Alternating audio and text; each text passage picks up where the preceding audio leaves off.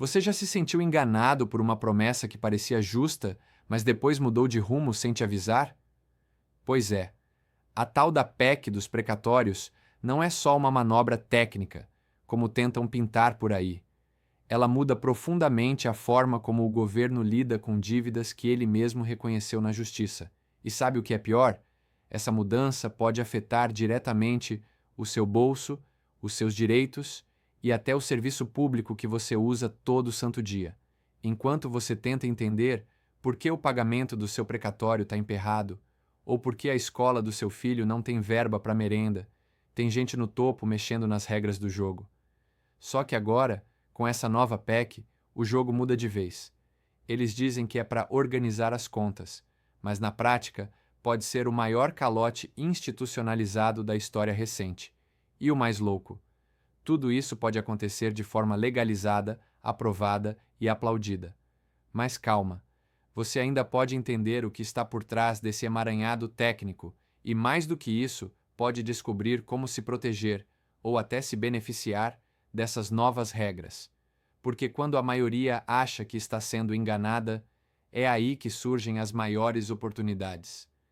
E neste conteúdo, eu vou te mostrar o que ninguém explica direito, o que realmente está mudando, como isso afeta você e o que fazer a partir de agora. Imagine que você está tentando equilibrar as contas de casa, mas tem uma despesa pesada que você pode temporariamente tirar da equação, só para respirar um pouco. É mais ou menos isso que a União vai fazer em 2026 ao retirar os precatórios federais do teto de gastos. Isso abre um espaço fiscal precioso, permitindo que o governo invista mais em áreas prioritárias, sem estourar oficialmente o orçamento. Para quem está de fora, pode parecer só um ajuste contábil, mas, nos bastidores, isso muda o jogo das metas fiscais. É como dar uma pausa estratégica antes da próxima rodada. Na prática, isso significa que as despesas com precatórios, aquelas dívidas que o governo tem que pagar por decisão judicial, não vão mais entrar na conta de controle de gastos. Isso ajuda, por exemplo, a manter programas sociais funcionando sem aquele aperto sufocante no orçamento. Se você já ficou no vermelho e precisou renegociar uma dívida para manter as contas essenciais em dia, entende bem o espírito da mudança. O governo ganha uma margem de manobra.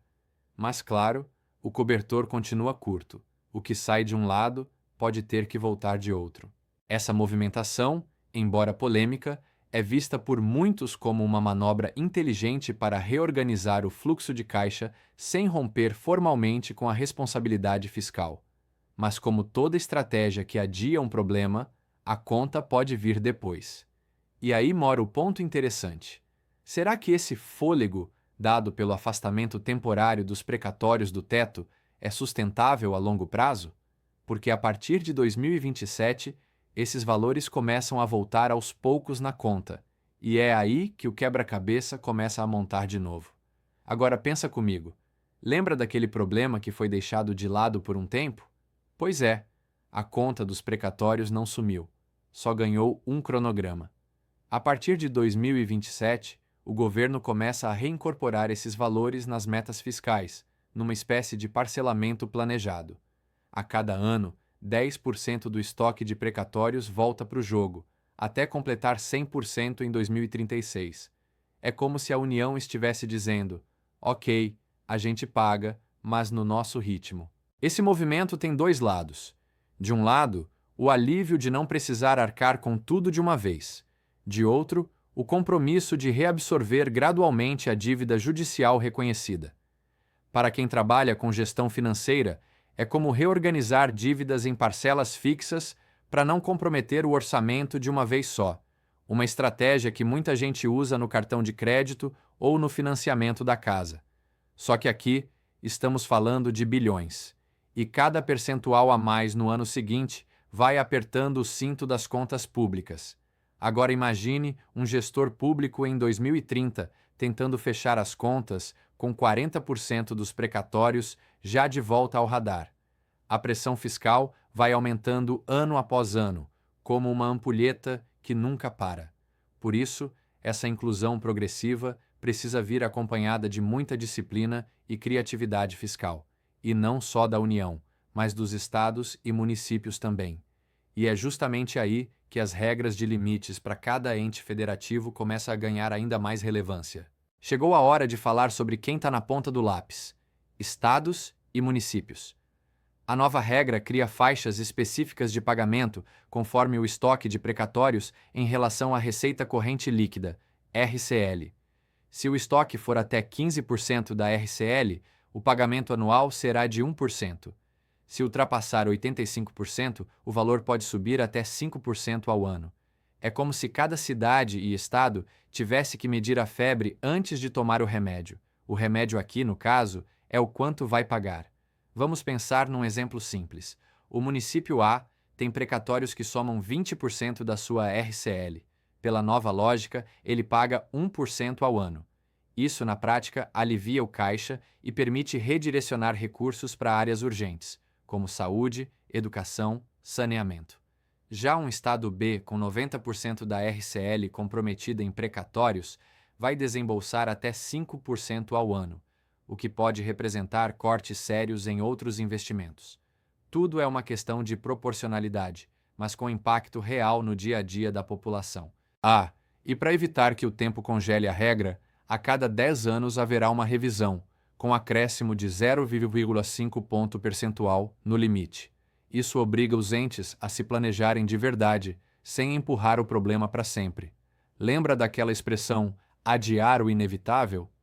Pois bem, agora ele vem com data marcada e reajuste embutido.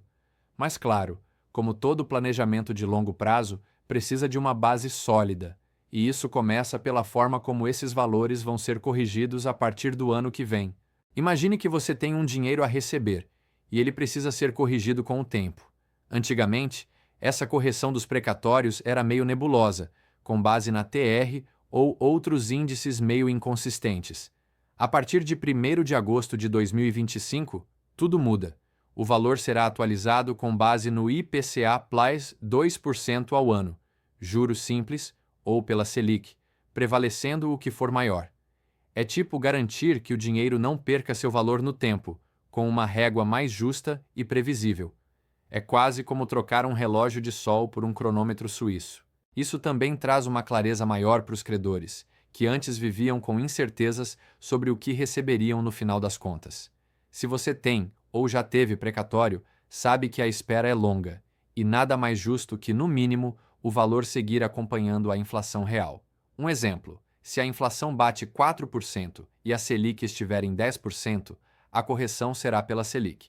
Mas se a Selic cair para 5% e o IPCA seguir alto, o IPCA plus 2% vai ser o caminho.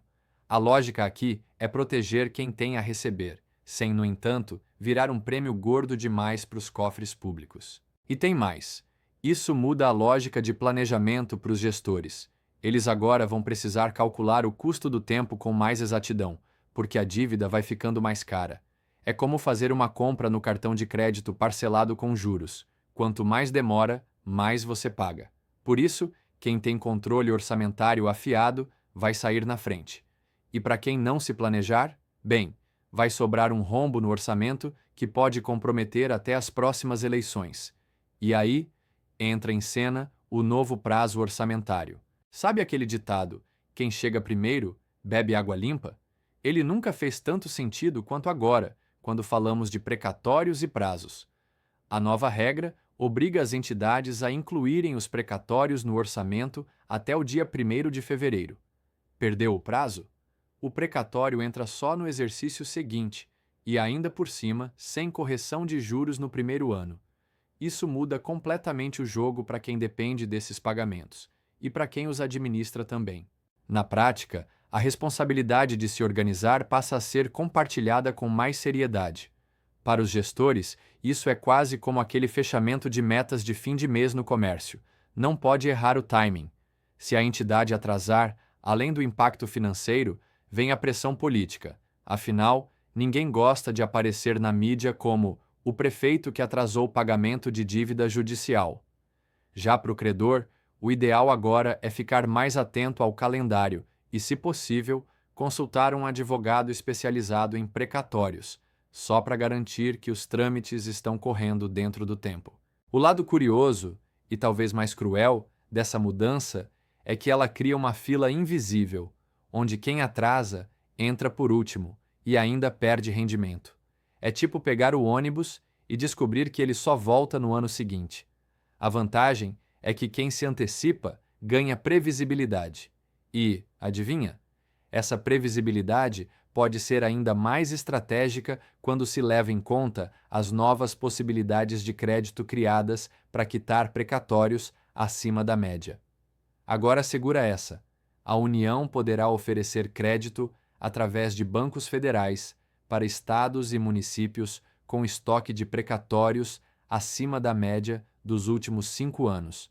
Traduzindo, quem estiver afogado em dívidas judiciais vai poder pegar uma boia financeira para não afundar de vez.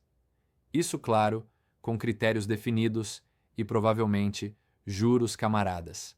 Afinal, o objetivo é aliviar a pressão, não criar mais dívidas impagáveis. É como se o governo desse uma colher de chá para quem realmente está no sufoco. Pensa numa prefeitura pequena, que de repente se vê com precatórios acumulados por décadas e sem orçamento para honrar tudo isso. Nesse cenário, a linha de crédito pode ser a diferença entre manter o hospital funcionando ou ter que cortar até merenda escolar. O gestor, então, pode procurar o Banco do Brasil ou a Caixa, apresentar o diagnóstico financeiro e negociar condições de pagamento. O ideal é que esse crédito venha vinculado a um plano de ajuste fiscal, para evitar que a dívida vire um buraco sem fundo. Mas tem um detalhe importante: essa ajuda pode vir com contrapartidas. E convenhamos, deveria vir mesmo, né? Porque se o dinheiro vier fácil e sem cobrança de responsabilidade, vira incentivo ao descontrole. Então, a sacada aqui é enxergar essa medida como oportunidade para reorganizar as finanças, e não só apagar incêndio. Porque caso o ente federativo ainda assim não consiga pagar, o problema sobe de patamar e as penalidades começam a bater na porta. Aqui o papo fica mais sério. Quem não pagar os precatórios como manda o figurino vai enfrentar consequências duras. Não é mais aquele jogo em que se empurra a dívida e fica tudo por isso mesmo. Agora, o Tribunal de Justiça pode bloquear contas públicas, suspender transferências voluntárias da União e, em casos mais graves, o gestor pode ser responsabilizado por improbidade administrativa. É como aquele pai que cansou de dar advertência e passou a cortar a mesada. O recado é direto. Na prática, se um prefeito ou governador não cumprir as regras de pagamento, pode perder recursos federais para obras, educação, saúde e até assistência social. Ou seja, a inadimplência não dói só no papel. Ela se espalha pelo dia a dia do cidadão comum. Já imaginou uma cidade deixar de receber verba para concluir um hospital porque ignorou o cronograma de precatórios? Pois é, pode acontecer. E se acontecer, o gestor não vai poder alegar surpresa. Tá tudo escrito e bem claro. Por isso, mais do que nunca, a responsabilidade de quem gere o dinheiro público ganha um peso extra. Se antes dava para contornar, agora é seguir ou sofrer as consequências, e não são leves. O próprio Ministério Público poderá acionar a justiça contra o gestor que tentar dar jeitinho, e esse clima de cobrança vai gerar um movimento interessante entre os credores. Muitos vão preferir resolver logo e aceitar acordos com deságio, desde que recebam à vista e saiam da fila. Agora presta atenção nesse ponto, porque ele pode mudar completamente o jogo para quem tem precatório para receber. A nova regra permite que o credor aceite um acordo direto com o governo, recebendo tudo de uma vez no ano seguinte. Com desconto, claro. Esse deságio pode variar, mas a ideia é acelerar os pagamentos e enxugar a fila. Funciona como aquele acerto que você faz com um cliente. Me paga à vista com 30% de desconto e fechamos agora. E muita gente, cansada de esperar, vai topar. Pensa num exemplo real. Alguém tem R$100 mil para receber, mas aceita levar R$70 mil em 2026, livre de burocracia, fila e incerteza. Parece pouco? Para quem precisa do dinheiro agora, para pagar tratamento médico, investir num negócio ou quitar uma dívida pessoal, é uma bênção. Sem contar que, com essa brecha, o poder público também se beneficia. Reduz o passivo judicial, melhora seus indicadores fiscais e ainda mostra que está tentando resolver o problema. É um ganha-ganha, desde que os termos sejam bem negociados. Mas olha só o pulo do gato. Essa negociação é opcional.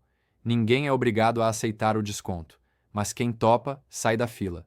Isso vai exigir do credor uma boa análise de custo-benefício e, claro, orientação jurídica.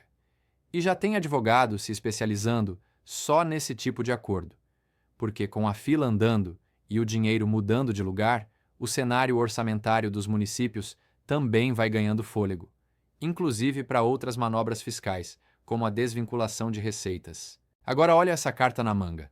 Os municípios poderão desvincular até 50% de certas receitas até 2026. Traduzindo, vão poder realocar grana que antes era carimbada para usos específicos, dando mais liberdade para o gestor decidir onde aplicar o dinheiro.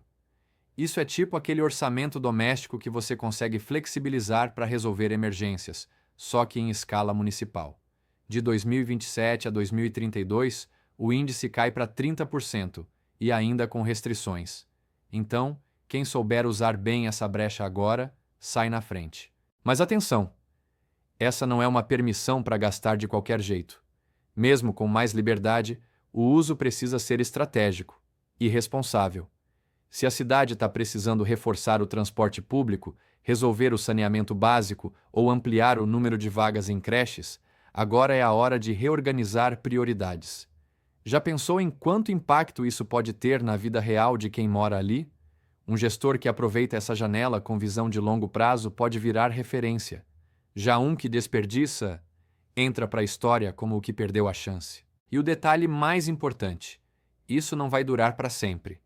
A regra tem data para mudar e ficar mais rígida, o que significa que o momento de agir é agora. É aquele ditado: quando a maré sobe, até quem está remando errado anda para frente. Mas a maré baixa logo. E é justamente nesse ambiente de reorganização fiscal, injeção de crédito e desvinculação de verbas que surgem as reações mais intensas da sociedade civil e do mercado.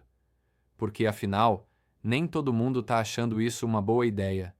Nem tudo são flores, e o barulho nos bastidores é grande.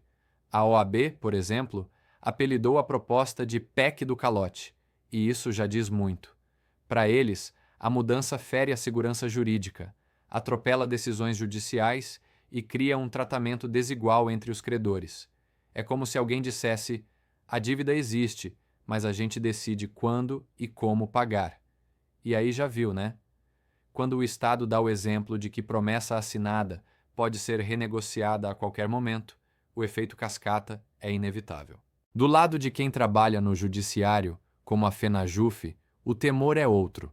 Os mais vulneráveis podem acabar sendo os maiores prejudicados. Quem tem influência, recursos ou bons advogados pode conseguir acordos vantajosos. Já o cidadão comum, aquele que tem um precatório pequeno, muitas vezes decisivo para comprar remédio ou pagar dívidas pessoais, pode acabar ficando por último na fila. Isso não é só uma crítica técnica, é uma questão de justiça social. E essa crítica, vamos ser honestos, tem fundamento. E quando a gente joga isso no radar do mercado financeiro, o sinal amarelo vira quase vermelho. A XP Asset já soltou um alerta sobre o risco de bomba fiscal, com impacto direto na dívida pública, inflação e até no câmbio. É como se os investidores estivessem dizendo: se vocês estão maquiando as contas agora, como vão sustentar esse modelo depois? Essa sensação de desconfiança pode afastar capital estrangeiro, aumentar o custo da dívida e deixar o país com menos espaço para manobra. E tudo isso depende, claro, de como esse pacote vai caminhar até sua aprovação final. Vamos amarrar tudo com números e exemplos práticos, porque teoria sem aplicação é só conversa fiada. Hoje, os precatórios entram no cálculo da meta fiscal, o que aperta o orçamento. Com a mudança, em 2026, eles ficam de fora, abrindo espaço para mais investimentos. A partir de 2027, voltam gradualmente, 10% ao ano, até 2036. Essa escadinha dá previsibilidade, mas também pressiona os gestores a se planejarem desde já. Outro ponto sensível é a forma de correção monetária. Antes, era um cenário meio incerto: TR, IPCA, variações. Agora, entra o critério: IPCA plus 2% ou Selic, o que for maior. Isso muda tudo no cálculo do valor final a ser pago. E para quem pensa que 1 ou 2% ao ano não fazem diferença, lembra daqueles juros do cartão de crédito? Pois é, ao longo de 10 anos vira uma bola de neve. O segredo aqui é saber calcular o custo do tempo. E os exemplos ajudam muito. O município A, com precatórios equivalentes a 20% da RCL, vai pagar apenas 1% ao ano. Já o estado B, com 90%, arca com até 5%. Agora, pensa num credor com R$100 mil que aceita um deságio de 30% e recebe à vista R$70 mil em 2026. Parece perda? Depende da urgência. Para quitar uma dívida, investir num negócio ou resolver uma pendência familiar pode ser a melhor saída. E com o Senado prestes a votar o segundo turno, os próximos passos definem tudo. Chegamos à reta final, pelo menos no papel. Para tudo isso virar realidade, falta o segundo turno de votação no Senado, previsto para agosto. Se aprovado, o Congresso promulga a emenda e os efeitos já começam a valer conforme o cronograma. E olha que muitos pontos entram em vigor imediatamente após a promulgação. É tipo apertar o botão de Start e ver as engrenagens se moverem, algumas devagar, outras na velocidade da luz. Mas não pense que é só assinar e pronto. Existe a possibilidade de destaques no plenário, ou seja, emendas que podem modificar trechos específicos antes da aprovação final. É como revisar um contrato antes de fechar negócio, e tem deputado e senador de olho em cada vírgula. A mobilização política e a pressão social vão pesar bastante nesse processo. Inclusive, se você quiser acompanhar, vale seguir o portal da Câmara e os canais oficiais do Senado. E aí vem a pergunta que ninguém quer deixar para depois. E as contestações jurídicas? Já tem jurista afiando a caneta para recorrer ao STF, alegando quebra de direitos adquiridos. O risco de judicialização é alto. Por isso, entender esse cenário é mais do que acompanhar política. É se preparar financeiramente, socialmente e, se for o caso, juridicamente. Porque essa PEC 66/2023 não é só mais uma emenda constitucional. Ela é um divisor de águas no jeito que o Brasil lida com dívida pública.